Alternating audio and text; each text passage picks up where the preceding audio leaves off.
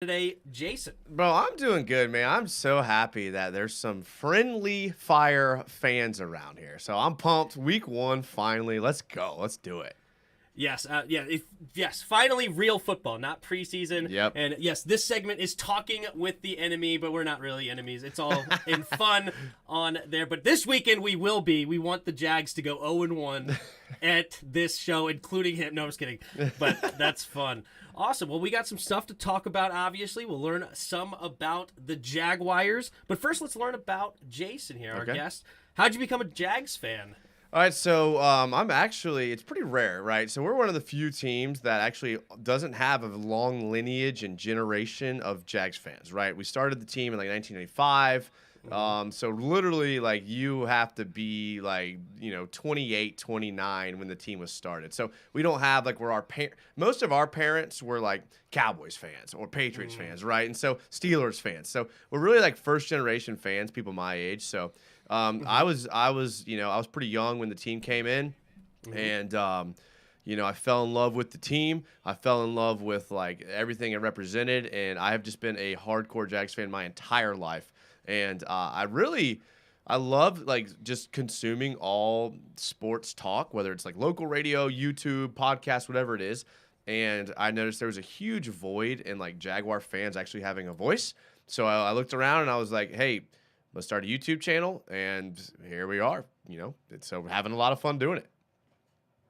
Well, you just took my next one. Yeah, I was curious on how it became a Jags YouTuber. So there you go. So wanted to be a voice of the fans. You got to love that. My story was more of I saw a lot of other people with takes I didn't like, so I wanted to put my take out there. But okay, listen, that was me too. But dude, honestly, this is my biggest thing. And again, it's a little side tangent. I won't go off too far. No, you're fine. But the local radio would literally play 3 minutes of content and 15 minutes of commercials, and just loop that. And I was like, there's got to be something better out there. I looked out for stuff, and there wasn't much. So here I am, and so I feel like you were on the same path. We're both fans, so just glad to be here with you. Yeah, that is interesting because you said, like, as you said, there's not a lot of, or there's no long-term Jags fans unless you consider 95 long-term, I guess. Right. But yeah, so you're one of the first generation. So there shouldn't be, I guess, that many YouTube, or actually there might be even more YouTubers of yours because all of like the old fans are in their like mid to late 20s. I guess. I don't know. Did you find that there was a ton of Jaguars YouTubers out there? Or you're saying that there wasn't much and that's why you became here? So you know better than anybody. Like, to be a YouTuber or a podcaster, it's like actually a lot of work. It's not something that you just kind of do like as like a hobby even. Like, you kind of have to like grind. You have to be consistent with your shows. You have to really know what you're talking about because fans of like content can sniff out fakes and phonies like a mile away. So like you literally have to be like on your grind. And I got into it for fun, and then with like a podcast with some buddies, and then I realized I was like, dang, if I like actually want to do this for like a hobby, I have to actually like try, which is something that I did not expect when I first got into this. So that's what I'm one of the few that I guess stuck with it. And stuck to a consistent schedule, stuck to committing to doing shows all the time, to doing the research, and trying to sound educated rather than emotional. And so, you know how I know, but you know how it is. Like it's a lot more work than people think because you see people's channels pop up all the time wanting to start a channel, and I always encourage people to do it if they want to do it. But in reality, it's a lot more work than people think. Oh, 100%. Yeah, it's like a part-time job. Yep. It really is. Like it definitely takes a lot, but it is a lot of fun though at the same time. And that's not even counting the editing. Like when it comes to editing, like that's a whole nother ball game.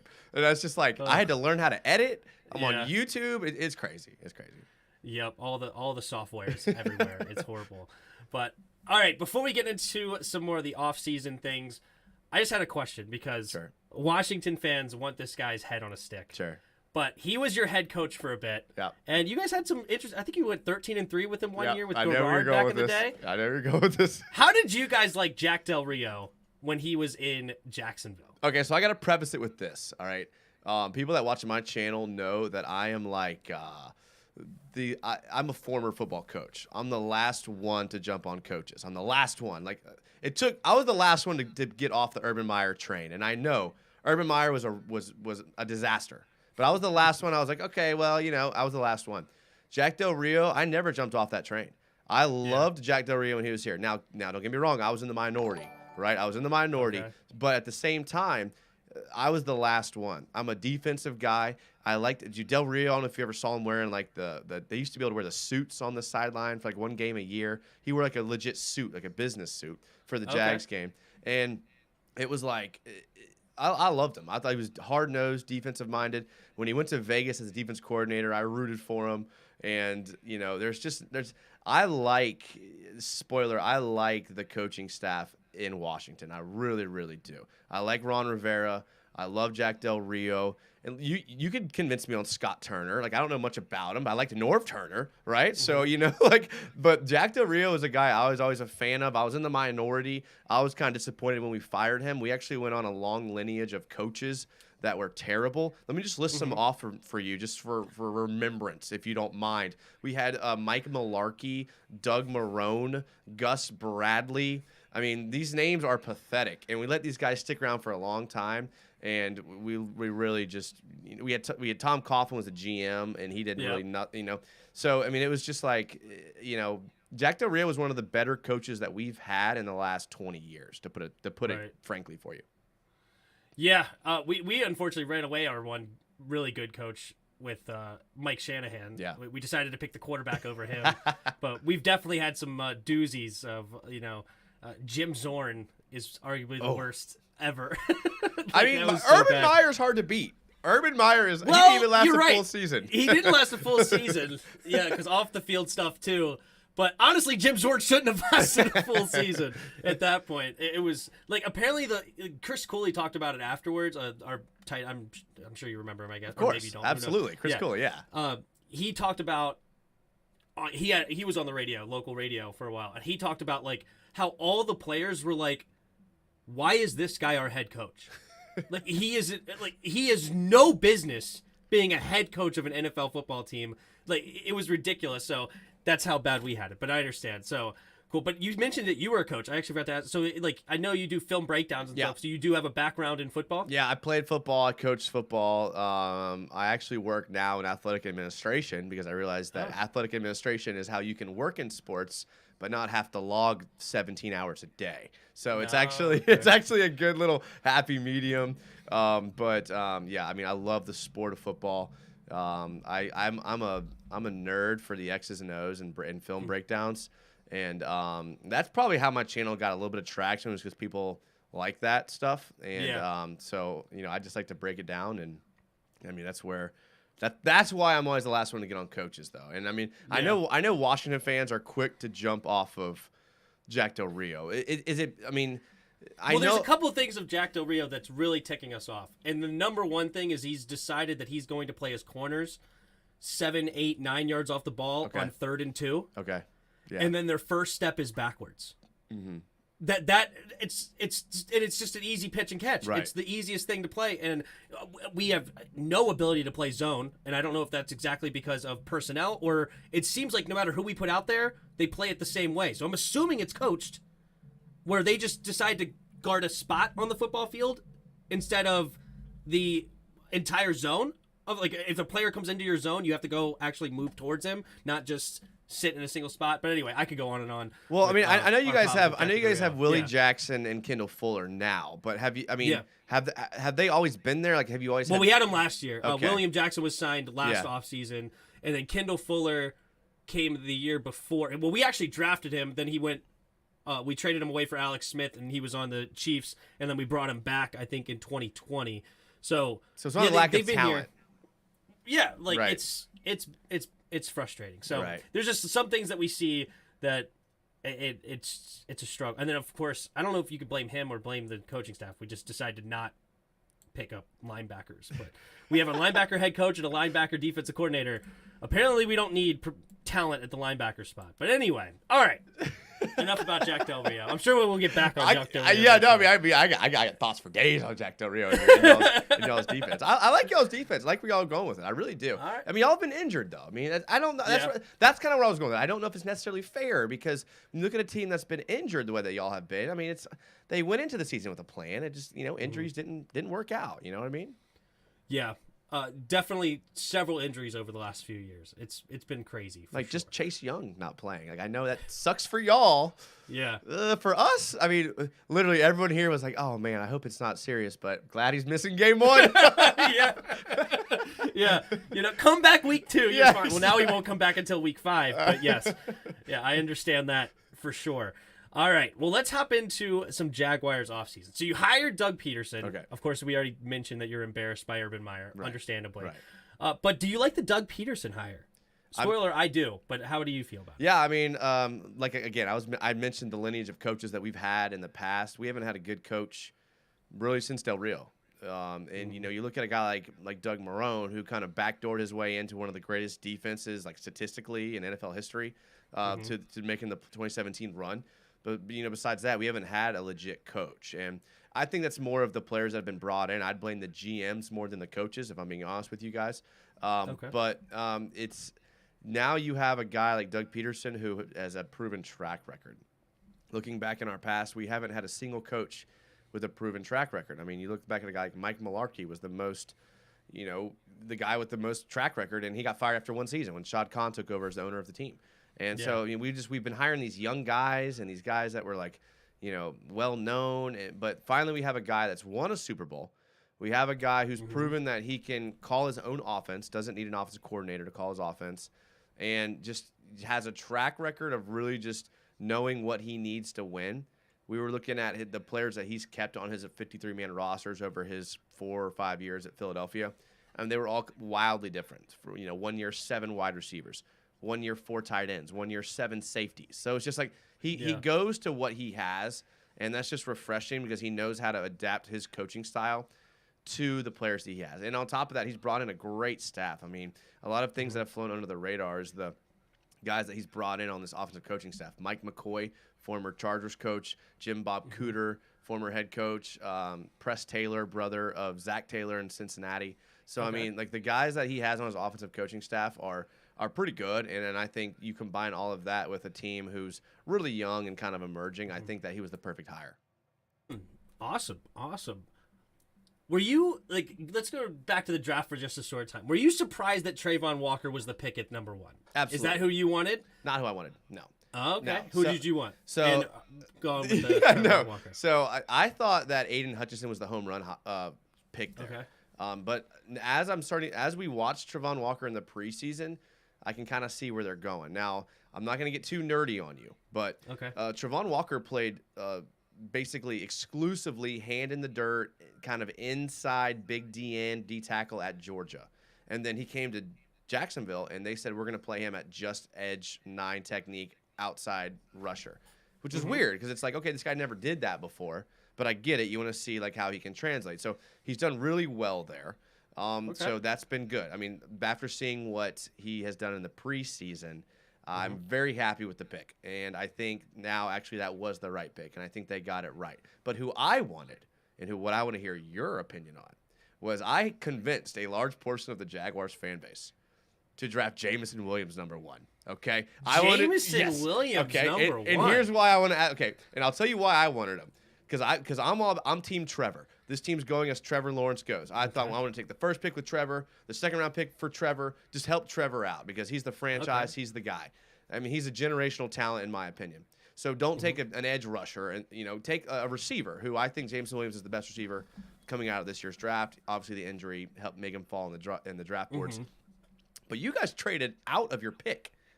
You traded down from the first-round pick, and some guys that you could have had were, I mean, you ended up getting Jahan Dotson, but you passed on Chris Olave. You passed on Jameson Williams, a D tackle like Jordan Davis, a safety like Kyle Hamilton. So does Washington have any kind of like scratching their head regrets on the Jahan Dotson pick over some of those guys that I'd named? So my take on that whole situation is I loved the trade back. Okay. Hated the Jahan Dotson. Okay. So I wanted to move back. I was fine with moving back, but I also have I'm very anti wide receiver in the first round. Okay, it's fair. I completely lean against wide receiver unless you're getting the Calvin Johnson, the 6'4" plus 4'4" guy, jumps out of the gym, tremendous hit. If you're getting the Julio Jones, Okay, fine. You're getting the full package here. But a 5'10" and a half, 180-pound wide receiver at pick 16 made me want to pull my hair out. Yeah. Like, I was so mad. And so you wanted to get Jameson Williams number 1. Yeah. See, to me, that's like sacrilege. Absolutely. Now, what Jameson Williams does have is elite speed. Like, he is a Tyreek Hill crazy speed. So it obviously would help your offense tremendously to have a guy like that. But I would personally, way more, I would want Trayvon Walker or Aiden Hutchinson or Thibodeau, one of these DNs over, because you didn't need tackles, right? You have Robinson in the... Well, I mean, we need a right tackle, but no one takes a right tackle anymore. I mean, Cam Robinson was signed, yeah. But, I mean, the reason why I like Jameson Williams is because I think we'll retroactively look back at this draft, and he'll end up being in 2 or 3 years, we'll say 3 or 4, that he was the best player in this draft. I mean, watching him at Alabama, not only does he have the speed, I think he's a great route runner. He's got elite hands, elite body control.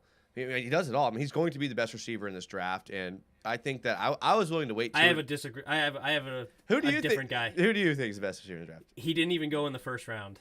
That's fair. That's fine. Most receivers George Pickens. Okay, George Pickens is good. A lot of Jags fans wanted George Pickens in this top of the second round. I mean, that was like a guy that was talked about a lot here. Yeah, I wanted him so bad. To me, he's the guy that I think could be the number 1 receiver. He's 6'3", 4.4 speed, toughness, can get in there and block as well. He had the lowest drop rate according to the advanced statistics. Like, he had tremendous hands at the college level. Also a great route runner. You can watch the highlights of just double move, triple moves, all that good stuff. To me, that's my guy. But I understand the Jameson Williams. You can't teach speed, right. And he didn't run a 40, so we don't know exactly how. But you watch him at Alabama against these SEC DBs, and he is just dusting them. So if Jameson Williams ends up being the number 1 receiver in this draft, I wouldn't be right.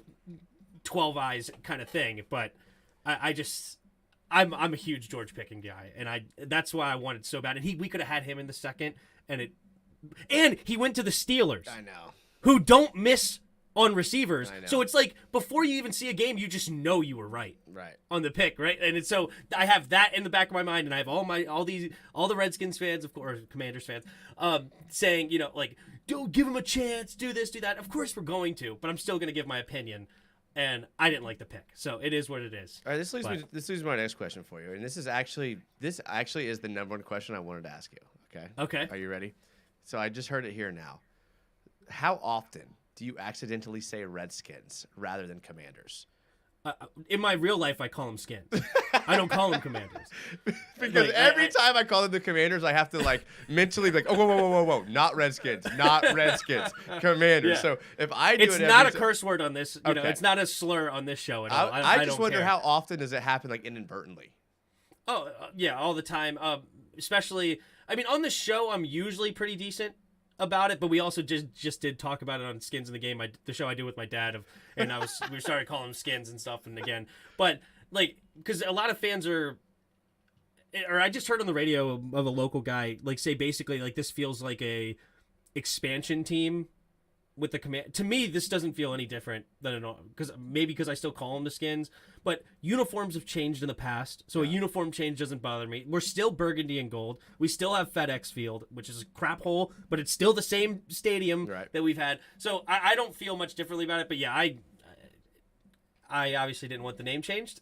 Still don't want the name changed, and I wanted Red Wolves instead of Commanders. I would have been much more interested in being a Red Wolf instead of a Commander, but I'm also I'm a battered woman. I can't leave. They could do whatever. Right. And, it's probably bad for me to stay, but as far as my health is concerned, but they make me want to pull my hair out sometimes. But yeah, that's the fun of it. I was looking at you guys' schedule before the show. Doing a little recon. You guys listen.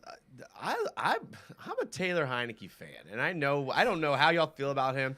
Every time I watched him, I was like, this guy's a playmaker. And if he, and you guys were so streaky last year. 4 losses, 4 wins. And it's just you guys were a streaky team. And that kind of leads me to believe that you weren't far away last year from so. The problem with Heineke, and he is a playmaker. He can do things with his legs. In a Tampa game, he was doing everything he could to complete every third down. at times he can be really an accurate quarterback. He doesn't have a strong arm whatsoever, but he can put it where it needs to be as far as accuracy is concerned. And then other games you're like, where are you throwing? And that's the problem. And he also doesn't have the size that you would want to see, where there was times where he got lost to the pocket. He couldn't see the receivers, and then he tried to like chuck something up and ended up being a pick. Right? He had 15 interceptions. So while Heinicke, I think he's a top tier backup. Yeah, right now in the league. Yeah. I think he's a top tier backup, but he just does not have that arm strength and consistency to be an actual NFL quarterback. And I'm glad we made the move for Carson Wentz for sure. So, but what do you? I mean, what do you expect out of Carson Wentz? I mean, I'm sure you've talked about this on your channel, and I don't want to overstep because I know you've probably talked about it a lot on your channel. But I'm just wondering, like, because we've seen Carson Wentz in Philadelphia. We personally, the Jags, we played Carson Wentz, twice last year in Indy. So, like, what are you guys expecting out of Carson Wentz? Like, what are you looking to see out of him? So, yeah, definitely a mixed bag amongst the fan base. It's either we're getting MVP Carson Wentz or we're getting a trash can, and we made a horrible mistake, and we need to fire everybody in the building. But to me, I loved the move. And I said it 2 weeks before even the trade was a possibility. I had nobody knew. And somebody asked, what do you think about trading for Carson Wentz? And I'm like, that might be the best case scenario. Why? Because you don't have to spend an arm and a leg to get him like Russell Wilson. You're not sending 3 first round. Right. Well, I'm not a Baker fan anymore because he had all the talent in the world around him, and he still was a 500 quarterback last year. I know he had some injuries later, but the whole way he was 1-1, 2-2, 3-3, 4-4. Like that Cleveland team did not lack talent. Right. And I liked Baker coming out at Oklahoma, but super strong arm, gamer he looked like. But I'm off the Baker train. So I didn't want Baker. To me, I feel like Carson Wentz, he's obviously a gunslinger, so he's going to put it in harm's way in dangerous situations. Even though he only had 7 picks, I know there's other games he could have had more, whatever. But I look at his receiving course throughout the year, and even last year, and how bad the offensive line was for him as far as pass blocking. Like, obviously, they blocked their tails off for Jonathan Taylor. But pass blocking, I think they were ranked like 30th according to PFF. And Michael Pittman, to me, is not a number 1 receiver. Like, fine number 2, but he's not a true number 1. Yeah. Now he has Terry McLaurin, who I love. He's got a first-round pick in Jahan. He's got Curtis Samuel with 4.3 speed. He's got weapons here. Logan Thomas, Cole Turner at tight end with John Bates as well. Antonio Gibson, J.D. McKissick out of the backfield as far as the pass game. Like, to me, I think we can get the 2017 Carson Wentz again. Am I predicting that? No. But I think we can. So I agree with everything you just said. Looking at your roster, I love everything you said. Do you have any reservations? And maybe this is a good time to talk about the Brandon Scherff, Andrew Norwell swap. But do you have any reservations about the offensive line? Because I look at your offensive line, and PFF grades Leno Jr. was decent. I don't know how to pronounce it. Was it Rollier? I don't know how to. The center. Chase Roulier. Yeah, Roulier. Okay, decent player. Cosme had a good preseason 1 game, but good in pass block, not necessarily great in run blocking. Like, are you concerned about the offensive line? Not at all. Okay. And here's why. Not because I think we have the most talented offensive line, but we have the best offensive line coach in the league in John Matsko. We put so many, the last 2 years, we've put so many different combinations of offensive line, and they still find a way to be competent in the offensive line. And Heinicke had protection a lot of times, right? It's not like he was just getting run roughshod over. And yeah, are we the most talented? Absolutely not. Brandon Scherff is a stud. Yeah. Right? I just don't want to pay $17 million or whatever you guys paid him for you gotta pay to guard. play, baby. You gotta pay to play. I'm not paying a guard that much money, right? So Leno is okay. He had the play of the year last year when he missed the block and had Ryan Fitzpatrick hurt. But outside of that, like, we're going to be an okay offensive line, I think. Not top tier, but I think we were actually last year ranked like number 6.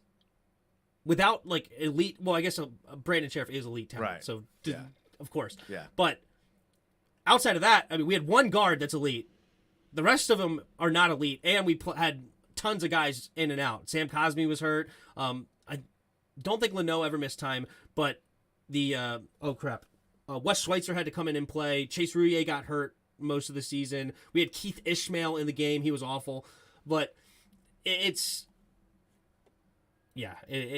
think our offensive line is actually going to be okay. I think we're going to be better than what the Colts did last year as far as pass blocking is concerned. So that's where I think the game's going to come down to for us week 1, because our D-line has been insane during the preseason. And obviously I'm not naive. I know preseason's preseason, but I mean, they were beyond insane. I mean, they were like, anytime the first team D-line was out there, they were consistently collapsing the pocket on every team we played.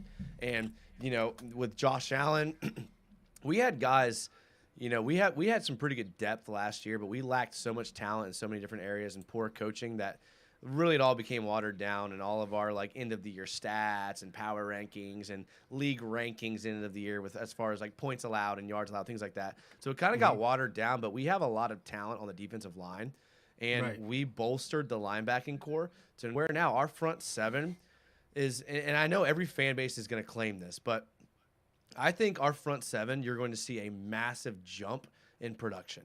And so looking at where Washington, to me, I think that's Washington's weakest point because, like you said, I like their skill positions. I like their defensive line. Your linebacker, you mentioned you didn't like, but, I don't know much about him. I like your corners, your safeties. I see the D-line, our D-line versus your O-line as our biggest opportunity to kind of impact the game. And so that's where I think that we're going to have to see because – like our D line has been getting after it, and they're just collapsing the pocket from everywhere. So I think that's going to be the biggest matchup to watch. Okay, yeah, we'll get more into that. That's good stuff. I like that what you said. But yeah, we'll get more into that as we get into the game preview and everything. So, but no, that's awesome. Okay.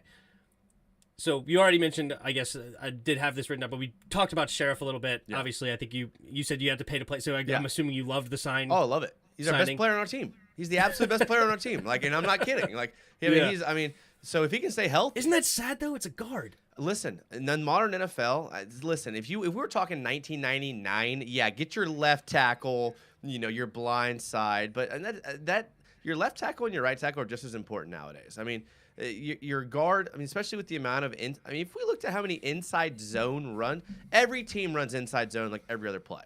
You hand it to your running back out of shotgun. They run between the tackles. They find the gap, and they hit it up where they can. Like, that's become the staple of the NFL offensive run game. And to run inside zone, you have to have guards and centers. So if you don't have a guard and center that you can run behind, your tackles mean nothing. Yeah, in pass protection, you want a tackle, right. But in run block, you want your interior offensive lineman. So the Jags, it's all looking like they hit on this center from Kentucky, this rookie center, Luke Fortner. I think they hit on him. He's looking like massively good. We have some questions at left guard, Brandon Scherff at right guard, and our tackles are like veterans. So our offensive line has never really been lacking in run blocking. We've actually been pretty decent in run blocking. Look at like James Robinson. He's been a guy who's been, talked about in fantasy football and things like that over the last couple of years because our run blocking has never really been the problem. It's been our pass protection. And the inserting of Luke Fortner, Cam Robinson's finally healthy this year. Andrew Norwell now, and we have blocking tight ends now. We have the ability to bring in Manhurts as a blocking tight end, Evan Ingram as a split out receiving tight end. So I think you're going to see a big upgrade in our protection and pass protection and run blocking. And so I love the signing of Brandon Scherff. I'm a big trenches guy. I would rather invest all of our money into offensive and defensive line and bring in unrestricted, undrafted free agents at skill positions than the vice versa. Because I think the game is won in the trenches, and I think the Jags and Doug Pederson is notoriously known for investing in the trenches, and I'm pumped about that. Yeah, when the Eagles won, they had a great offensive line and defensive line, for sure. Awesome. Okay. All right, before we get into this game preview. Wait a second. We both went Wait a second. Hold on. Oh, okay, go ahead. You guys are legit rolling out Andrew Norwell, and you're completely fine with it. Can we just talk about that for 1 second? Because we watched Andrew Norwell for the last 2 years, and trust me, you should not be fine with that. Okay? I'm telling you right now. He is not the Carolina Panthers Andrew Norwell. He's not that guy. I'm trying to tell you right now. He's not that guy. I hope you have a contingency plan at left guard in place, because that man will not make you happy as the season goes on. I'm telling you right now. That is hilarious. Well, I do like Wes Schweitzer, our backup. Okay. He's been our backup for a while, and whenever he comes in, he's not the most talented guy, but he plays with a lot of toughness, a lot of heart, a lot of go get it. He doesn't give up on plays. But to me, it's hard to worry about the offensive line when I have John Matsko. Like it's John Matsko really is. I mean, he's like a offensive line whisperer. Like, because you say he's not the Carolina guy. Well, the guy that coached him in Carolina was John Matsko. Okay. Trey Turner was a 5-time Pro Bowler in Carolina, and then he left, and he was a nobody. But why was he a Pro Bowler? I don't know, except for the fact that he was coached by John Matsko. Like, John Matsko, he understands. I don't know why. I've never been in the meeting room with him or anything. I don't know if he just dumbs it down and he makes everybody be able to just play with instincts and be able to not have to think much. I don't know. But he has done if there's one guy that I love on our coaching staff, it's John Matsko. He is our number one coach in especially position, number one coach. It's not even close to me. But all right, but you're saying that, and you would know about more than me. I didn't watch a ton of Jags games. All right, and I didn't after we signed Norwell. My initial thing was I thought he was just a camp body. Like, I didn't think he was actually going to be the starter. Like, I wasn't like, oh, Norwell's definitely going to be our starter. Then it's like, oh, people are saying it. So I never went and watched Norwell film to be able to confirm one way or the other. I guess I have blind bias to my man. So we John signed him from Carolina after. I mean, he was an All-Pro in Carolina. And we paid him like 30 or 40 million. I mean, we brought him in to be like this legit All-Pro here in Jacksonville. And we had Doug Marrone, offensive line coach, and he was our head coach. So I'm thinking Doug Marrone knows what he's doing. He brought in a guy that he can coach up, and it just didn't work out that way. So listen, I believe you, and you have me a believer in your offensive line coach. So, I love it. You have me believing. I'm just telling you. Well, he was an All-Pro in Carolina, and then all of a sudden he sucked. Right. What did he lose, right? I don't know. Trey Turner, he was an All-Pro or Pro Bowler, 5-time Pro Bowler in Carolina. He goes to, I think it was like he went west. I think it was like Los Angeles, San Diego Chargers. Yeah, it was the Chargers. Yeah. And then he went to Pittsburgh, I think, last year, and neither one he was any good.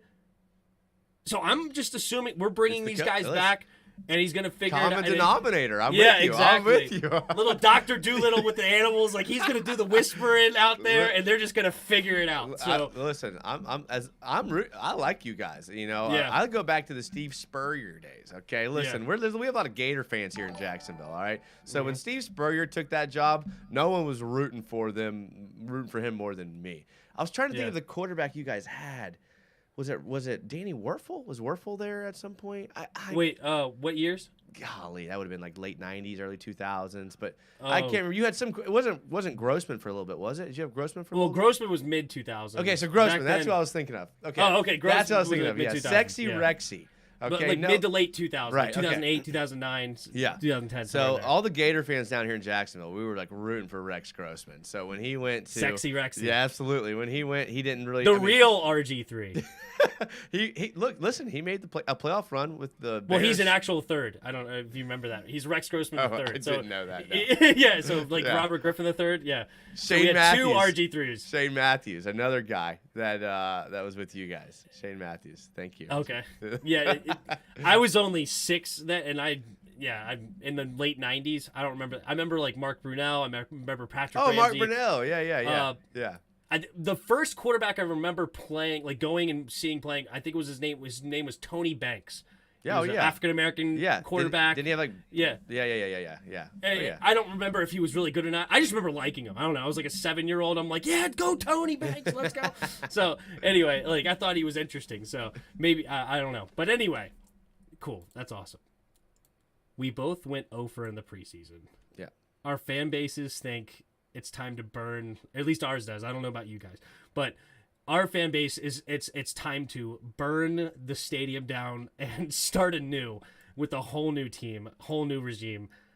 Does this matter to you that you went 0-4? Not at all. Not even a little bit. Because we went 0-4, but the first game, the Hall of Fame game, none of our starters played. And the last preseason game, none of our starters played. So really, we're looking at 2 preseason games to really evaluate our talent. And in both preseason games, when our starters left the game, we were winning. So, and not only were we winning, we were like dominating. In both preseason 2 and 3, our starters were absolutely demolishing their opponents. Now, to be fair, Vegas and Cleveland weren't playing like everybody, okay? So, like, again, I'm not naive. I know like who was out there and things like that, but there were a lot of starters playing. And, you know, our starters left the game in both of those games, significantly dominating the time of possession, the yards, and everything, the yard differential, all of that. So, Jags fans, although going 0-4 in the preseason, we have a lot of optimism because our starters actually dominated the other team's first team that they brought out. So, we actually, I mean, that's why you might sense a lot of optimism from the Jaguars fan base, because in the preseason, our starters actually looked really, really good. I mean, almost every single offensive drive ended in points for us, whether it was a field goal or a touchdown. I mean, our defense was, like I was saying, collapsing pockets. I mean, did you see Deshaun Watson's stat line? Did you see? It was like 1 for 7. Yeah, or something like that. I mean, these teams were like, our team looked really good when the starters were in. And one of the chief issues our fan base has with our team right now is our lack of depth. Because as soon as the second and third teams came in, we couldn't even score, couldn't even move the ball. So depth is a thing you have to look at because there's going to be injuries in the NFL. I mean, you can't ignore the fact that our second and third team came in and did nothing. But at the same time, our first team looked really, really good against the opposing team's first teams. Fair enough. Honestly, our 0-3 did look different than that. Our offense could move, but we didn't score. Like, we would get a couple of first downs and then stall out, like, just fail on a third down. I think they only ended up scoring 1 touchdown, and Carson Wentz didn't throw it. Brian Robinson scored it. But, yeah, and then our starting defense was abysmal.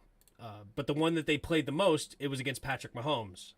Yeah. With no game planning. So your preseason games were, I mean, I was looking at them, was freaking, you guys played the Chiefs. The Ravens. The Ravens. I mean, good Lord. Yeah.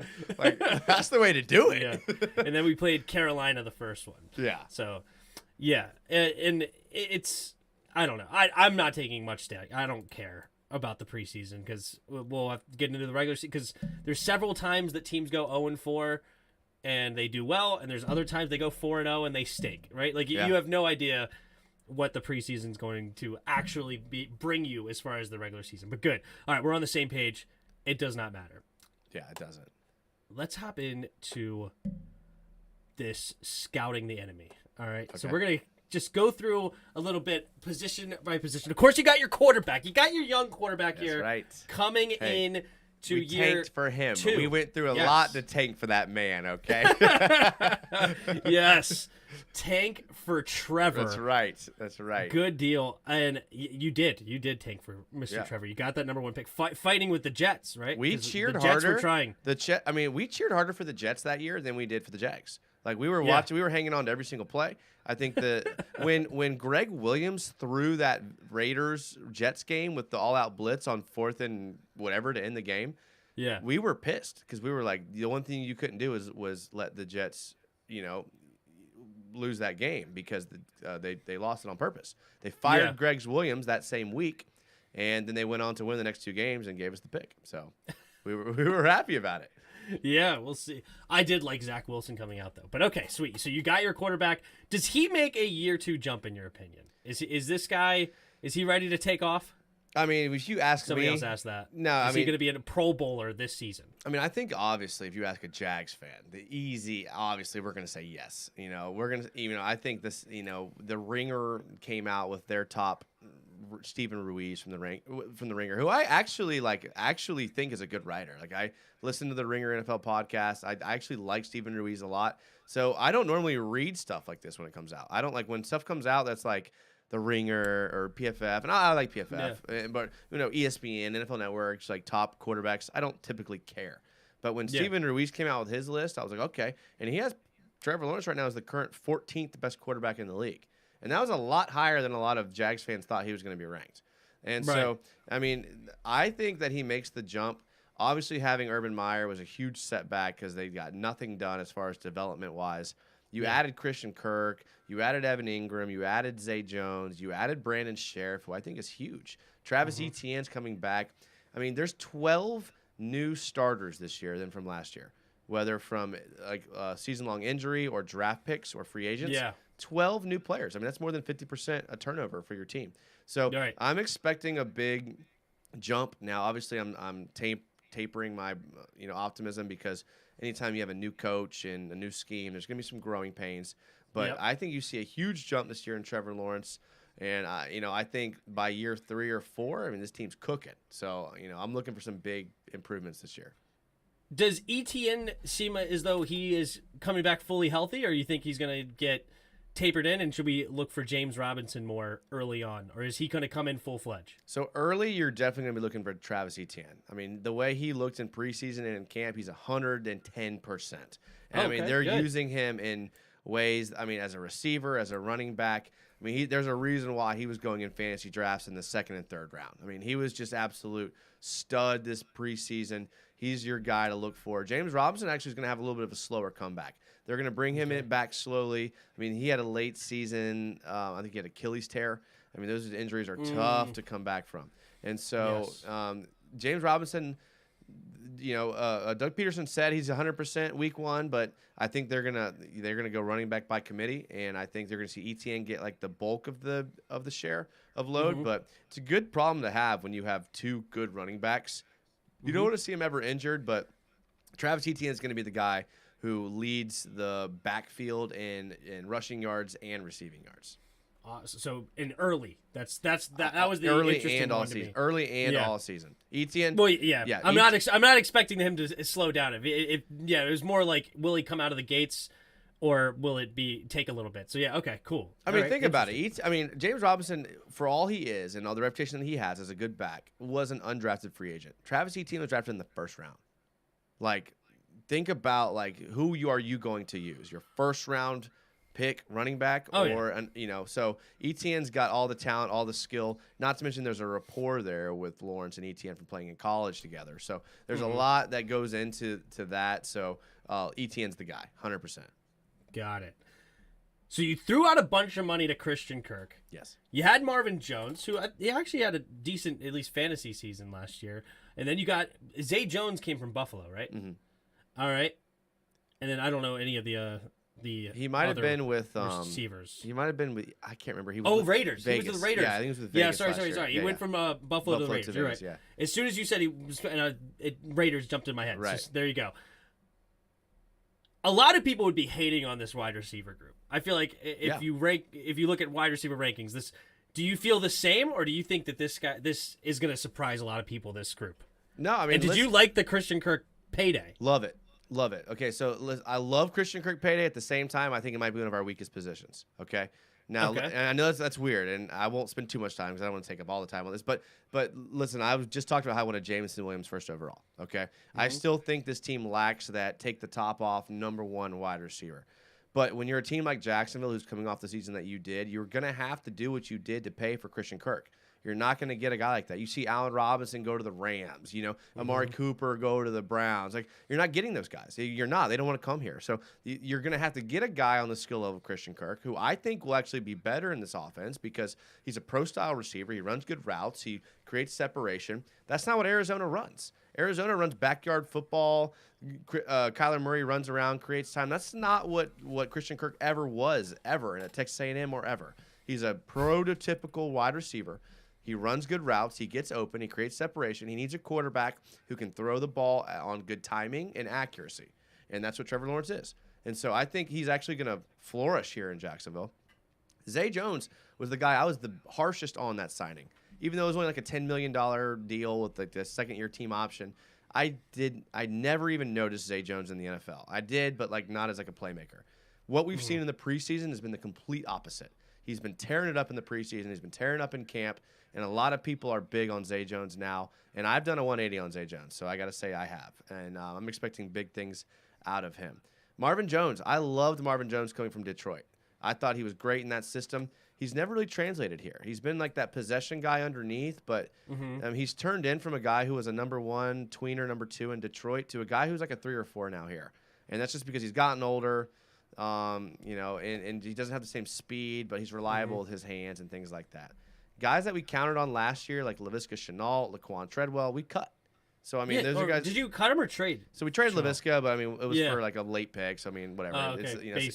You're right. Exactly. Okay, so, those guys, we got Jamal Agnew, who's a converted special teams guy who everyone here loves because of his electric playmaking ability, but is not a guy you're going to depend on in your receiving room. They're depending on an undrafted free agent, Tim Jones, who had a pretty good preseason in camp. But I'll be the first to tell you, I think receiving core is the weakest group that we have. Yeah. That's why I wanted a guy like Jameson Williams. But you can't build a receiving room on a team that's rebuilding in 1 year. That takes 2 or 3 years because skill position players don't always want to come to a team that's losing. To be honest. Fair. All right, tight end group. You bring in Evan Ingram. You traded for Dan Arnold in the middle of last year. Well, right? Urban Meyer did. Urban Meyer did. Yeah. You don't claim that as you. Yeah, I like Dan Arnold. So I like Dan Arnold, but it wasn't really like this regime. Like, they didn't really do okay. Yeah. All right. Fair enough. Yeah. And then I know nothing about Chris Manhertz. Yeah. Nothing. He's a blocker. Okay. Yeah. So, how do you feel about this tight end room? Okay, Evan Ingram. Does he come out? Does he learn how to catch the football? So this is one of the things that really makes you scratch your head because when you look at Doug Pederson's record in past, every year except for his last year in Philadelphia when he got fired, Zach Ertz was his leading receiver in yards and attempts and catches.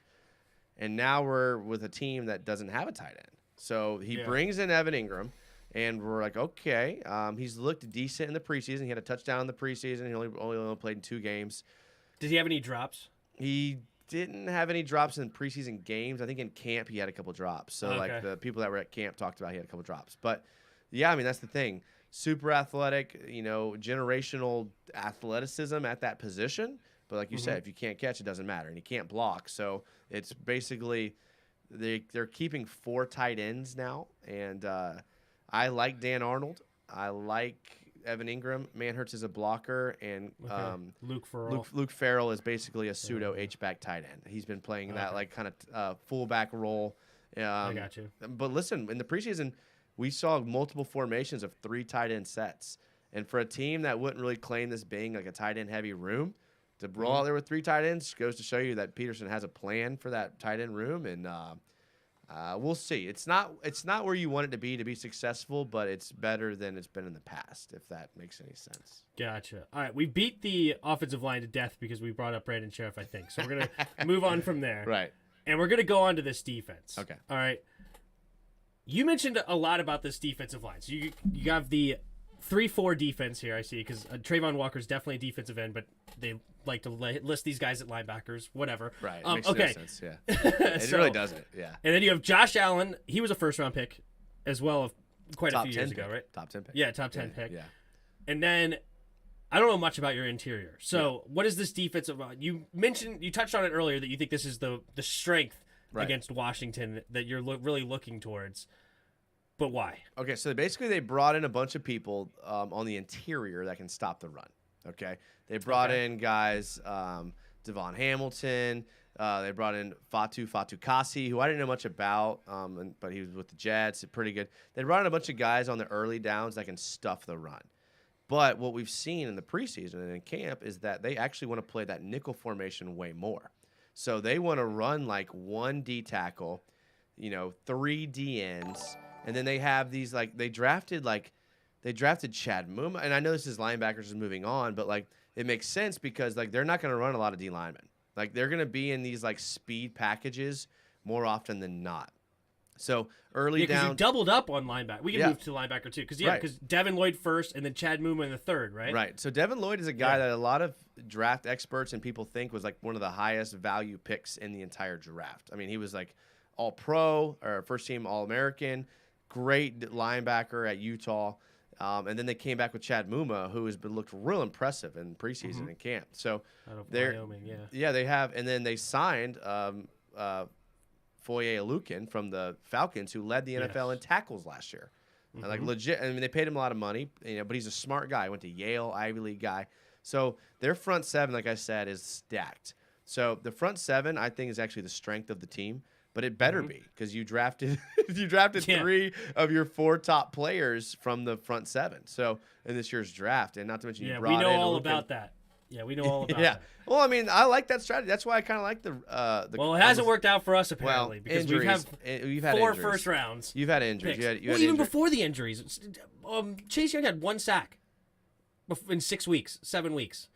Montez Sweat, I don't even know, like, what did he end up with, 6? But Sweat was coming off of a serious injury last year, wasn't he? Didn't he have a serious injury 2 years ago? I thought he was the one. Didn't he get hurt for the season 2 years ago or something like that? No. Okay, maybe I'm off there. But didn't Chase Young have 9 sacks last year? 2 years ago, he had 6.5, I think. Okay. 7. Somewhere in there. Because I saw it was his rookie year. It is what it is. And then we were hoping for the year 2 jump, and in 6 weeks he had 1 sack. And the problem with our defensive line was that they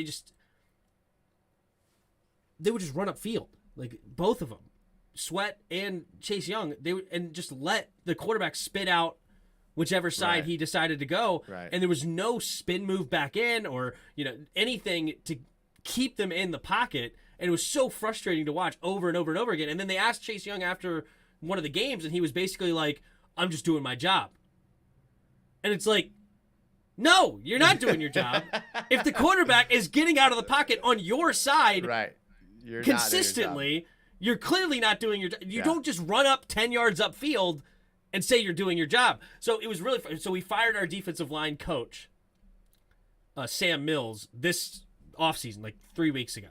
And it was like a week and a half into camp, we decided to fire him. I don't know why we didn't fire him, after week 18 last year. It just seemed right. But yeah, now let's do it. Yeah. So we brought in Ryan Kerrigan as a coach. Now he's an assistant defensive line coach. Everyone loves Ryan Kerrigan. Yeah, Ryan Kerrigan's a legend. Yep. So we brought him as the assistant defensive line coach. We have this guy Jeff Zuniga. He apparently played with like Warren Sapp and company. So Warren Sapp has been at training camp, and so hopefully our defensive line can, because we haven't had, and I got this from Louis T, and I started thinking about this. Louis T is one of our bigger YouTubers on the Washington side, but he mentioned this, and I really started thinking about it. We haven't had like a dominant defensive line performance since week 1 of 2020, where we had 8 sacks on Carson Wentz.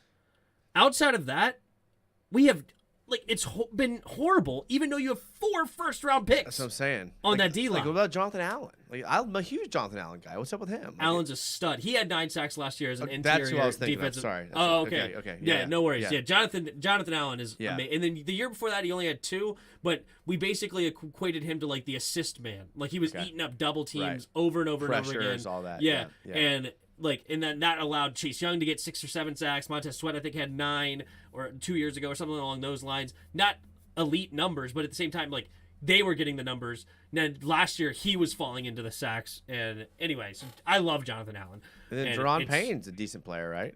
Daron Payne, I like Daron Payne a lot. A lot of fans seem to have been now put off by Daron for whatever reason. But Daron Payne, the coaching staff had just put out like a thing because people were like all worried about Daron Payne, and they were like, if you think we're not wanting to re-sign him because they were thinking he was going to be the odd man out, they're like, you're crazy. We want Daron here in this building. So anyway, but yeah, so hopefully this strategy of building up your front 7 works, because we tried and apparently it didn't work for us, but it's worked for other people in the past, such as Doug Pederson's former team, Eagles, with Barnett, with Cox, with Brandon, was it Ingram or whatever? They have had a great front 7 back in 2017, I guess, when they won the Super Bowl. So there you go. All right, your secondary. I remember Andre Sisco from Syracuse last year, and I thought he was an interesting like 3rd round pick. Did you guys draft him in the 3rd, or was it 2nd round? Yeah, 3rd round pick. Yep. Yep. So I thought that would be Urban Meyer guy. Yep. Urban Meyer guy. Yeah, we don't take credit. No, but he's actually pretty good though. He's Urban Meyer actually did do some things correctly. Like ETN is gonna be a good player. People like Walker Little, our backup swing tackle. Andre Sisco. Oh they yeah, love. I remember Yeah. Walker from Stanford. Yeah. He was an interesting because he missed 2 years in a row. Yeah. Like from But he's- injury, and then he sat out for COVID. Yeah, he's a but beast. he's 6'7". Oh, he's a beast. Yeah, he's interesting. But he didn't beat Juwan Taylor out for right tackle. So yeah, that sucks. because he's a better left tackle. That's the problem. He's a Okay. much better left tackle than right tackle, and they signed Cam Robinson to that extension, so you're not going to start him over Cam Robinson. Yeah. He couldn't beat out Juwan Taylor on the right, so now he's just our best swing tackle, which is great. It's good to have a good backup tackle. Oh yeah, backup swing tackle. We have Cornelius Lucas, so There you go. yeah, swing tackles are definitely important. All right, so in this secondary, who is the one that you're going to line up across Terry McLaurin? Okay, so we have another guy that Urban Meyer. Because somebody asked that earlier. No, that's a good very good question. Very good question. Yeah. So another guy that that Urban Meyer actually hit on was Georgia corner Tyson Campbell. Got him in the top of the second round. Got off to a slow start at the beginning of the year, but toward the end of the year, like emerged as our clear cut best corner. And like Williams, you said? Tyson Campbell. He's not even listed as the starter right now. Interesting. Okay, go ahead. Yeah, so Tyson Campbell is our hands down best corner, and he is like had such a sharp trajectory toward performance that he went from like a guy that we were hoping we were going to be good to he's our clear cut number one, and he follows the best receiver around the field. I mean, he's faster than most teams' receivers. He plays the ball well in the air. Great player out of Georgia. He's going to be following around McLaurin everywhere he goes. We signed Shaq Griffin out of Seattle. He's a boundary corner though, so he's going to line up with his right hip to the boundary, and he's going to just play the boundary, and that's it. Then we signed Darius Williams out of LA, who was the counterpart to Jalen Ramsey, but he played so much in the slot as the nickel last year that he's just our clear cut nickel. So if you're going 1, 2, 3, our corners are very strong when it comes to that. If there's any injuries though, that's a position where we have a sharp drop off. Guys like Chris Claybrooks have been bouncing around our roster and practice squad for years. It's a sharp drop off there. If any injuries, we're in trouble. I love Andre Sisco. Most fans think he's going to be very, very good this year. Didn't get any playing time last year, so just didn't get onto the field, which is weird because I always side with the coaches. I think the coaches see him in practice. Coaches know best. But every time this guy's on the field, he makes plays. So it just gets you to think that I don't know what's happening. At free safety, I have a lot of question marks. We have guys like Rayshon Jenkins, who came over from the Chargers, who I thought was pathetic last year, but looks good in preseason. You have a guy like Dewey Wingard, who every Jags fans hates, but he actually is not that bad if you actually look at the tape and like the PFF scores and things like that. So free safety is going to be the spot I'm a little concerned about, but your nickel, boundary corners, field corners, and your strong safety, I feel really good about. This Jags defense is going to surprise a lot of people this year, definitely. So Tyson Campbell's the guy that's going to do his best to shut down Terry. Yeah, and I know. And outside of Jacksonville, it doesn't get a lot of recognition, but if you talk to any Jaguars fan, they'll tell you within a minute, not even a minute, 10 seconds, that Tyson Campbell's the best corner we have. Yeah. Interesting. Urban, a great pick from Urban. I mean, toward the end of the year, great player toward the end of the year. I mean, I think he ended up leading our team in interceptions. Yeah, I'm definitely interested. I think he led our team in interceptions last year. Like, he was really good last year. I mean, speed for days. I mean, Tyson Campbell. Yeah. Number 32. All right. It'll be 17 versus 32. That's going to be the interesting one. Yeah. Because honestly, I think you guys are going to have to get to the quarterback, and I don't know if you guys are stopping at receivers. Well, I don't know, and I agree with you. And that's the thing. If McLaurin lines up in the slot, I think Darius Williams covers him. That's the thing. So if he's in the slot, I think Darius Williams covers him, and Darius Williams is a great nickel corner. But if he lines up anywhere else, Tyson Campbell's taking him. Okay. Interesting. I like it. All right, well, there you go. That is who actually didn't you guys have a kicking competition? We still do. We still don't have a kicker. We don't have. You don't have a kicker. Oh, we have two. We have two on our 53-man roster. I see Riley Patterson. You had one. Didn't you have one that was like a freaking mammoth of a human being? Oh yeah, absolutely. Like 6'7". Yeah. Then he got cut. What was his name again? It was. He got cut. Yeah. He got cut. No. Okay. So this was Doug Pederson's direct quote. They asked him if he was worried about his kicking competition. And this was the only time Doug Pederson showed any type of like kind of snarky remarks the whole time he's been here. They're like, are you worried about your kicking competition? And he said something along the lines of, not really, because I went into the year without a kicker in week 1, and we went on to win the Super Bowl that year. and everyone was like, "Oh," he's like, "So I have some experience in kicking competitions." So he literally was just the year they won the Super Bowl, they had no kicker. I guess he was saying they had a kicking competition week 1 between multiple kickers. Oh. So. And then, because he's the one that found Elliott for them, right? Honestly, I don't know. Jake Elliott? Yeah, I mean, I know he's there now, but yeah. So he's not too worried about kickers. Which, because every NFL line in Vegas is 3 points. So how can you not be worried about kickers? But seems to not be. Well, worried. we know plenty about needing a kicker over in Washington. Okay, yeah. So yeah, kickers are important. All right, and also ask. Oh crap! The coach in freaking L.A. how important kickers are after he decided not to kick any field goals and ended up losing to the Chiefs because he's just going to go for it on 4th down. If he would have kicked field goals, they would have won that game. Crap, why can't I think of his name? That's going to bog. Oh, Staley. Brandon Staley. Yeah. Anyway. Kickers should be taken out of the NFL. I don't know why a game that's fought for 60 minutes with the most athletic humans on planet Earth comes down to the most unathletic person that can kick a football. That makes no sense to me. I guess that's parody, I guess it's parody. Yeah. Equal opportunity. You got to get the small little guy up there. Yeah, that is hilarious. All right. So questions about Washington I have for you. So sure. As an outsider, right. How do you view the Washington Commanders as an outsider of this team? Like, what is your overall thoughts? So I think everyone is kind of in agreement that we don't like Dan Snyder, right? Are we all there, right? Why don't you like Dan?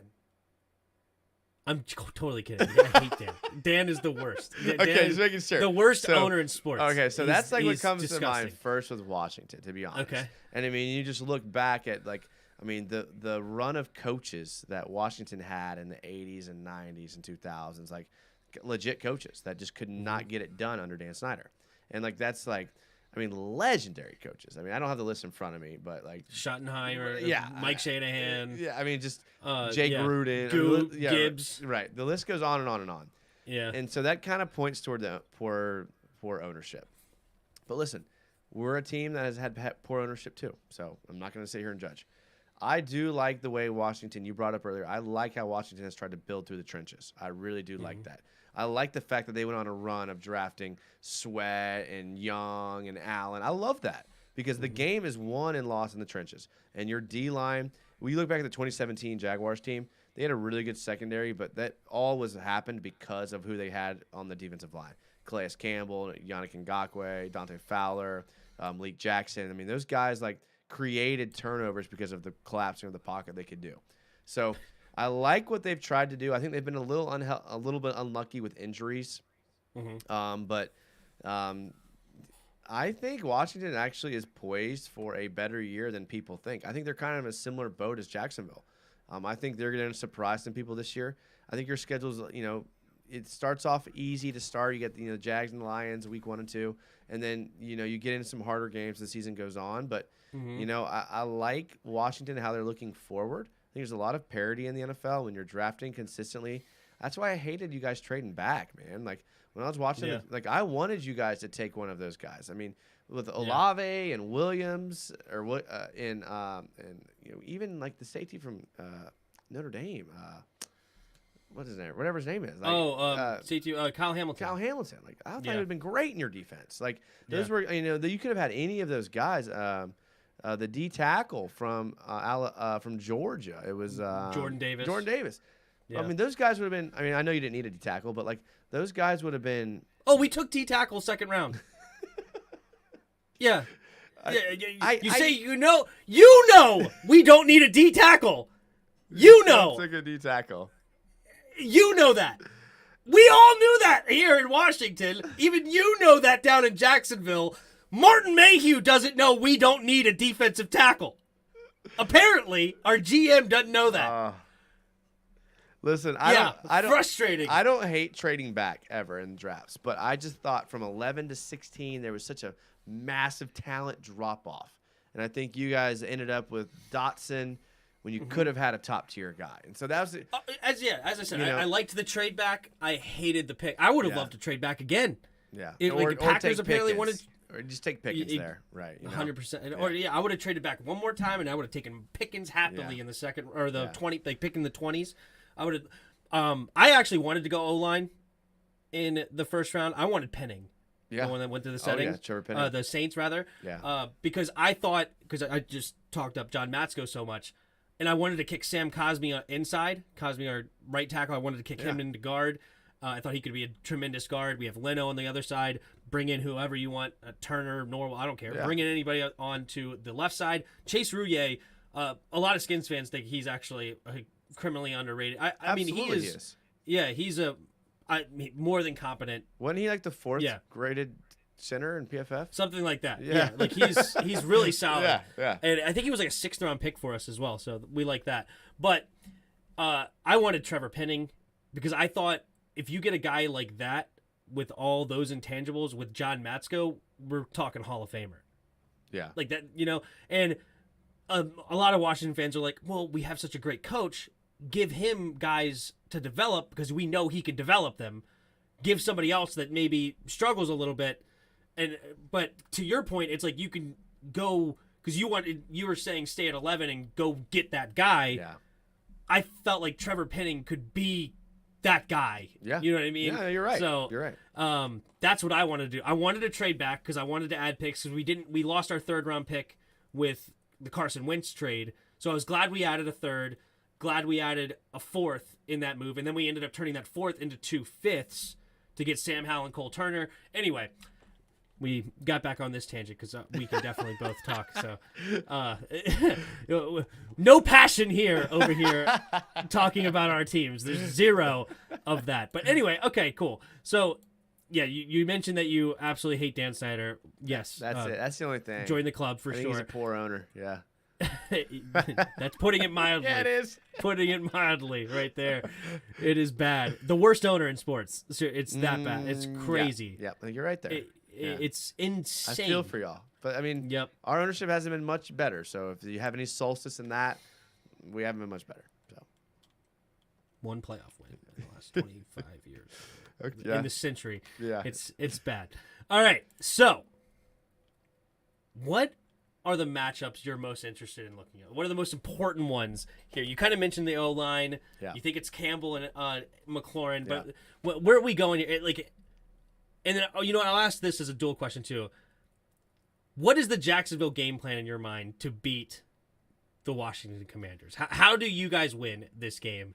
And what's the important matchups? Yeah, so I think, honestly, and I know that Washington fans are looking at their early set schedule and like, all right, we got to pick up 2 here, right? They got to pick up the win in Jacksonville, got to pick up a win against Detroit, and I get that.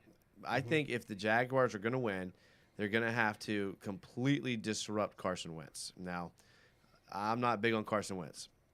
So I think that our D-line is going to have to just create a bunch of pressure and force Wentz to throw it quick and throw it early. I do think you have good receivers. I think you guys are going to take advantage of that short passing game on whether it's quick screens or tunnel screens or quick curls, quick outs, and I think you'll have some success there. I think the Jaguars are going to have to play bend but not break because I think you guys will move the ball on those quick passes and not allow our D-line to get pressure. But I trust our secondary. I trust our linebackers, and hopefully we can hold you guys to field goals, and hopefully we can just answer with touchdowns. And I think that this offense could do that. Your defense, like you said, your linebacking core is a little bit weak. I think that we can, attack you guys in the middle of the field. Our running game is going to be really important, whether it's like Robinson or Etienne or the combo of the two. And I think that we're just going to have to move the ball, control the clock. I know that's every team's game plan, but we might have a chance because of, I do agree, your linebacking core a little subpar, just in my opinion. And with your injuries that you have on the defensive line is going to allow us to maybe run the ball and allow play actions to open up. And when that happens and your defense is kind of condensed inside expecting the run, we hit him over the top. And it's going to be, I think it's going to be a close game. It's going to come down to time of possession. It's going to come down to who can convert in the red zone. And I think it's going to come down to maybe whose kicker can hit the field goals. And I'm glad to know you don't have one. That's awesome. Right. I view both of our teams as teams that were you guys had a better record than us last year. I view us both as teams that are on the come up, and they're definitely going to be better. And so I think we're both just mid-tier teams. and the battle of mid-tier teams. You know, whose coach calls a better game plan, who has less penalties. I think will be huge in this game. Yeah, I mean, when you have two teams that are as equally talented, I think, as we are, penalties are huge. You know, if you have a huge penalty discrepancy, that's not good for you. So there's all the little things in this game, which sucks, but I think that's what it's going to come down to. Fair enough. Yeah, see, I think you said we're similar, and I don't think we're far off. I'm not sitting here saying, like, we're way better than you. But the difference that I see in our teams, I feel like we have a bunch of guys ready to go into their prime. Right. Terry into year 5, Carson Wentz at 29, Jonathan Allen going into year 6, Duran going into year 5, Montez going into year 3. Like, a bunch of our key pieces, Cole Holcomb, our starting linebacker, probably our best one, going into year 4 for him. We have a ton of guys ready to go into their prime, and then we have a weak schedule. I feel like our team's like the wild card of the entire league. Like, I literally can see our team going 4-13, but then 13-4. It's a weird team. Yeah. If everything hits, it's like, it's crazy because of, like, we have a ton of weapons. We have a quarterback that has shown MVP talent before. We have a great offensive line coach. I think our offensive line is going to be great. We have a great defensive line if they can figure it out and be coached up properly. Like, it's an interesting team. Whereas I feel like you guys are like 1 year away in a sense. Right. Like Trevor Lawrence going into year 3, I'd feel a lot comfortable. Year 2. But your weapons. Yeah. Well, he's going to year 2 now, but I'm saying, like, in year 3, I feel like that would be a very important jump. And but you know what? To be fair, I said the same thing about the Bengals last year. I thought the Bengals were 1 year removed from being a really good football team, and they ended up in the Super Bowl. Right. Now, is that where you guys will end up? Probably not. I wouldn't put my money on that, but that's just how I feel about the Jacksonville Jaguars, is that in 2023, the division should be yours. Right. You know, the Titans will be a competent team because I like Mike Vrabel, but they have Tannehill. Malik Willis, will see if they can develop him, but I don't like the Colts this year at all. Do you like the Colts? No. And we're the only ones apparently on Earth. Because everyone loves them. But apparently we're the only ones on Earth. I'm with you on the Michael Pittman thing. I don't think Matt Ryan's any good. You know, Matt Ryan with no Julio and no Calvin looked pretty mediocre last year. I think he had like 3,500 yards. Nobody's talking about it. It's not like he didn't have anybody. Nobody's talking about where it's like Matt Ryan was not the 4,800 yard, 35 touchdown quarterback anymore. Right. With no Julio Jones and company. So, anyway, I don't like the Colts at all. And then the Texans are just the Texans. We'll see. I actually think the Texans will be better than people think, to be honest with you. I mean, we're not getting into that, but I think the Texans, I like Lovie Smith. I like their approach in the preseason. That we'll see how it epic. Goes. That Santa Claus beard. I also liked Davis Mills coming out last year. I had him as my 5th best quarterback. He's decent. He was decent last year. Like, I didn't like Mac Jones, so I had him over Mac Jones. And Mac Jones just went to the perfect situation. Not to get on that tangent. Anyway. We can talk for hours. It literally can be like that. It could be like that really bad. So, and thank you guys all for the comments. I'm the worst at listening to my guest and reading comments. It's hard. Okay, if I read the comments, I have zero clue what you just said. Like, I'm ADD to the max or whatever it is, right? Like, I have no idea. And I've had other people on in the past, and like, I'm reading the chat, and then they finish, and then I ask a question.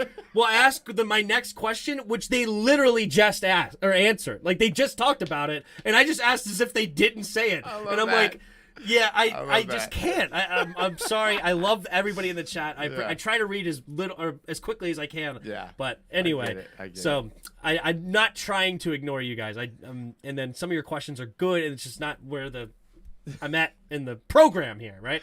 But anyway, thank you guys, everybody who have put your comments in there, and thank you for coming on. We just got a couple more things to go. Of course, we went over the hour because me and you can definitely talk. We figured that out. We can talk all night, So the last two things. First off, I want the score prediction. Okay. All right, who do you got winning this game, and what's your score? Okay, so obviously I'm picking the Jags. I'm taking the Jags in a close matchup. I'm going to say 27-24. Doesn't break the 55 mark. I think it's just, I hope, don't take me on the math there, because probably it is more than 55. But I think it's good. Yeah. It's but I 51. Think, yeah. You're right there. Okay, so I think we're right there. It's Okay. the field goal game. You know, and I think the Jags get out to an early lead, and then I think the Commanders come back and make it a close game, and it ends up being a field goal game. Fair. For some reason, I've fallen on 23-17 us, but to be honest, I don't really have a great feeling of what the score is going to be. But that's where I've fallen, and I'm just going with it. But it literally, I feel like this game could go 4 ways: blowout Jags, blowout Commanders, close game Commanders, close game Jags. Like it literally could go 4 different directions. And it's because our teams are so unknown, right? Like you guys, you talked about how many pieces you just added. Yeah. Trevor Lawrence in year 2, what's that jump? Us, we have question marks galore. It's really hard to predict this game, but I guess we'll just both go Homer. Why not? Can I just quick ask you something? You can ask me whatever. Sam Howell. Except this.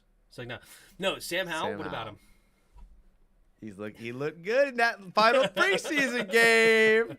Is there a chance that by week 6 or 7, Carson Wentz, listen, you even mentioned it, Carson Wentz, it's very polarizing. People love to hate Carson Wentz.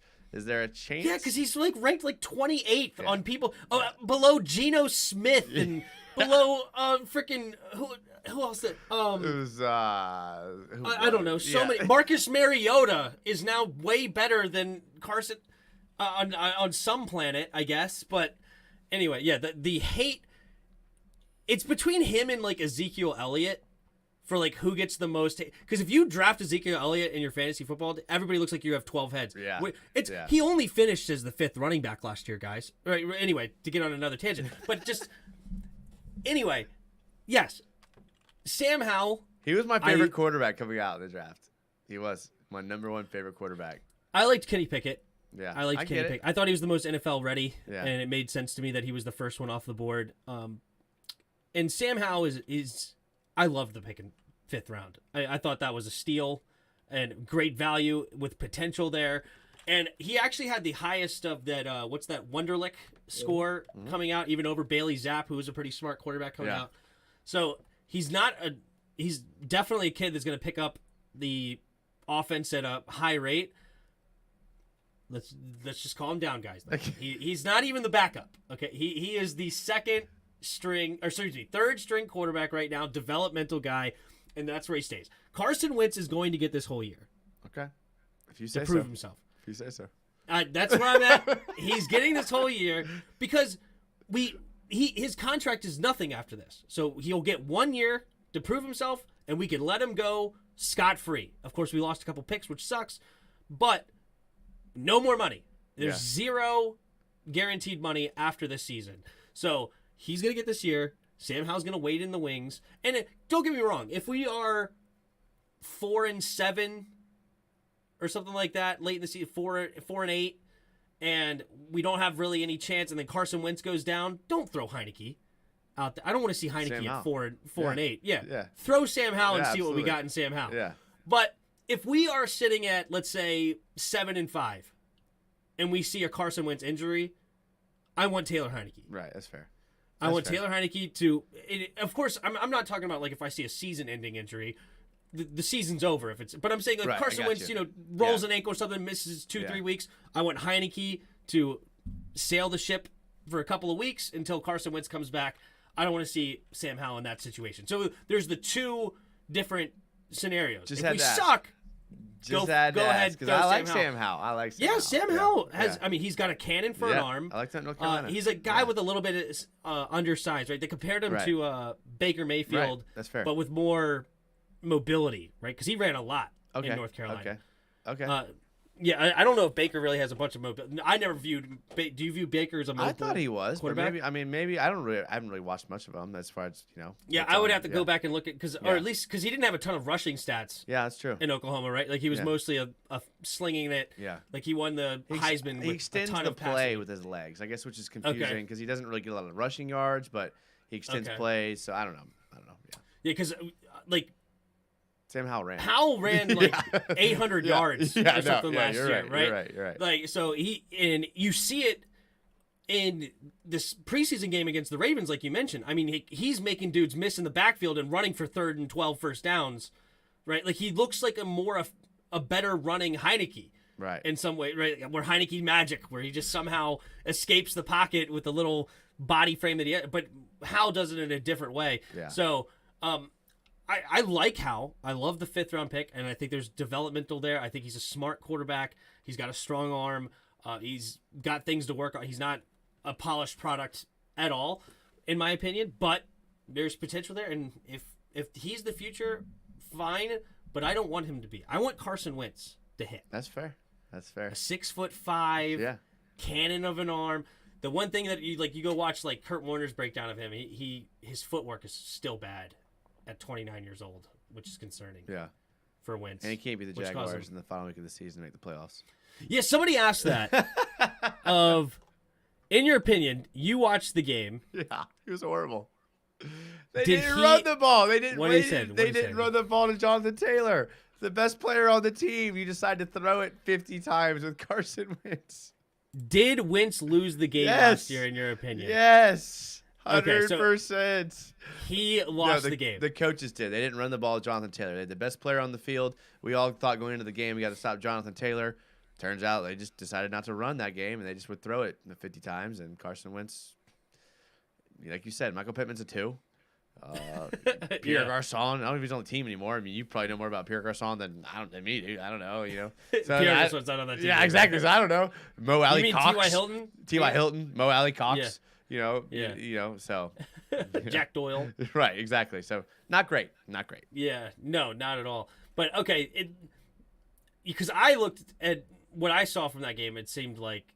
No, I didn't watch. I don't think I watched the entire thing, but I watched some of it, and it's like the offensive line was just horrible. Yeah, that's what people say. Our D line did it's just weird because our D line didn't show up all year, and then they kind of showed up that game. So they just went around the left tackles like he wasn't there. Yeah, like it was that bad, and I don't even know who it was for you guys, but I'm like, dude, you're not even giving him 2 seconds. No, it's like great. It's like he's a dummy out there that I'm just trying to get to the quarterback. So anyway, cool. All right, last thing I have for you is what's the season outlook for the Jacksonville Jaguars, and what's your record prediction for them? Where you see them right now this season?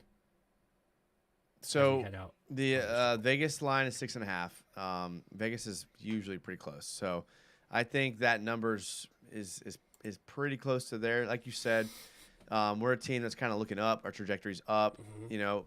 The NFL is a game of coin flips. Is what I always say.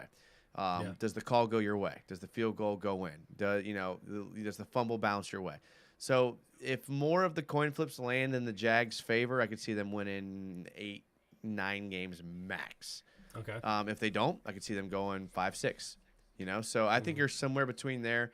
I hate to put a number on the team because, like I said, it comes down to what happens. Weird things happen in the NFL. If you were put a gun to my head and you have to make a prediction. That's what I'm doing. Right. Yeah. I would say 8-9. 8-9. 8-9. Yeah, because I think this team's better than people think. I think we do have a Bengals type trajectory as far as improvement.